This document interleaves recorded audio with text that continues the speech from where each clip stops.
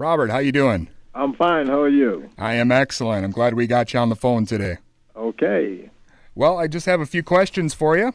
I know we don't have a lot of time, so first of all, can you tell me a little bit about the early days of Kool and the Gang? How you got the band together and that sort of thing? Well, we started back in 1964. At that time, we called ourselves the Jazzy Acts, and we were listening to a lot of your great jazz players, Miles Davis, Ron Carter, John Coltrane, and also we would play for a lot of the local groups in Jersey City. We were involved with a organization called the Soul Town Review, and we became the Soul Town Band. And they were singing all the Motown hits, so we had to learn, all the Temptations and Smokey Robinson and Jimmy Walker and all those type of hit records during the early '60s. And eventually we established our own sound, and then the name was changed to Kool and the Flames, and then we changed it from Kool and the Flames because you had James Brown, right, and the Famous Flames, and we changed the name to Kool and the Gang, and we came out with our very first record in 1969.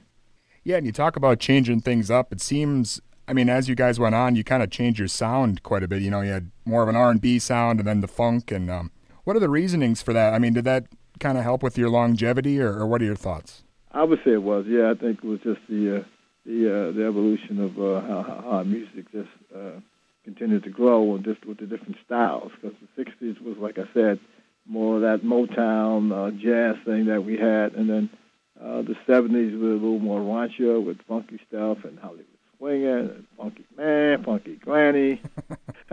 We were just doing everything that was funky, gave it a name.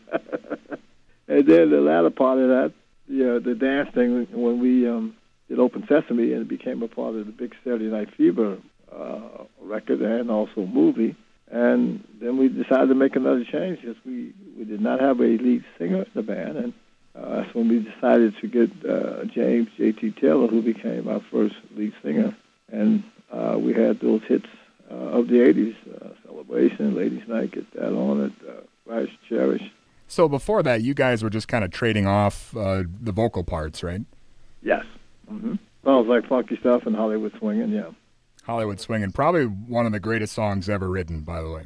Yeah, that song is still very popular. Even with all the bigger hits, but I'm talking about around the world. When we go into Hollywood swinging and Jungle Boogie, they're off their feet, Well, throughout the 70s, you had a lot of bands, I don't know if you'd want to call them similar, but, the Earth, Wind, and Fires and Ohio Players, and you mentioned James Brown.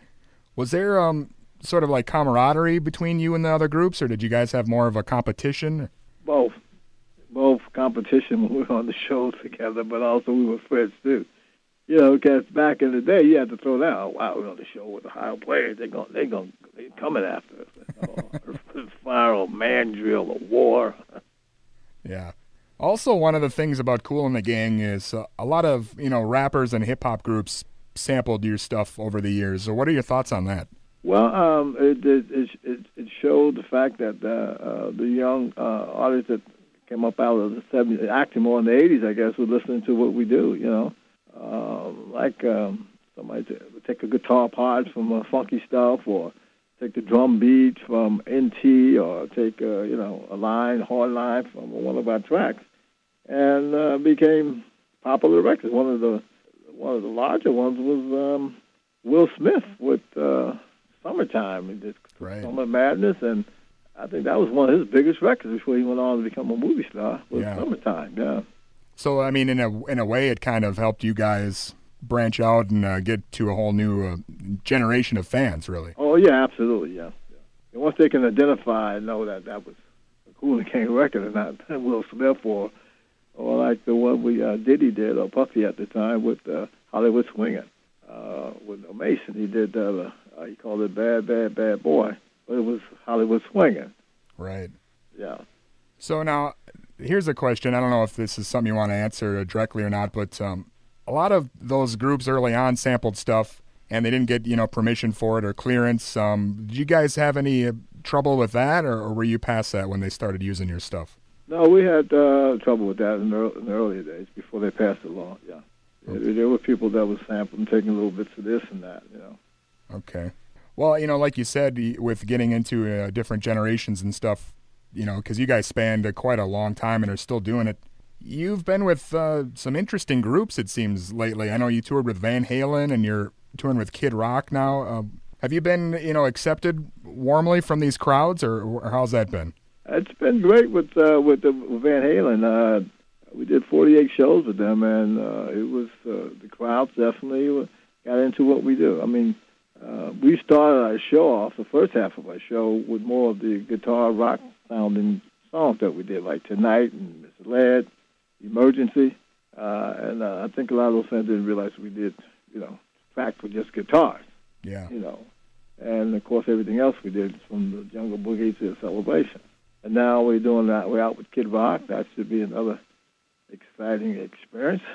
We're looking forward to that one. Yeah, it seems almost like since you guys have been around, and lasted so long that sometimes you forget, you hear a song and you say, oh, that's Kool and the Gang too. You have so many of these songs that sometimes you forget that you guys were the ones responsible for all of them. Yeah. We kind of saw that when we were opening for Van Halen, And now we're also Dave Matthews. We got a show with Dave Matthews this summer as well. Okay. Dave Matthews Band, Well, after the tour wraps up, what's next for Kool and the Gang? Do you guys have projects coming up or anything going on? Well, we are working on a new album for next year, and we're working on a Christmas project. We haven't really done that before, and so we're trying to put that together by September. Christmas album, huh? Yeah.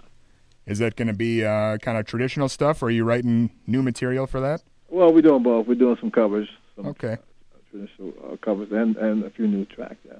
Excellent. Well, as I mentioned, I'm a huge fan of Kool and the Gang, and it's been great having you on. Do you have anything you want to leave us with? Any parting words?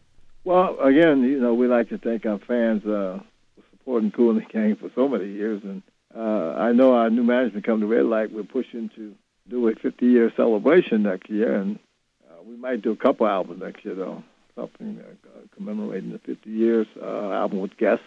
Various guests coming up as well for next year. Excellent. All right. Well, once again, it's been an honor. Thanks so much for being on with me today. All right. Thank you. All right. Have a good one. All right.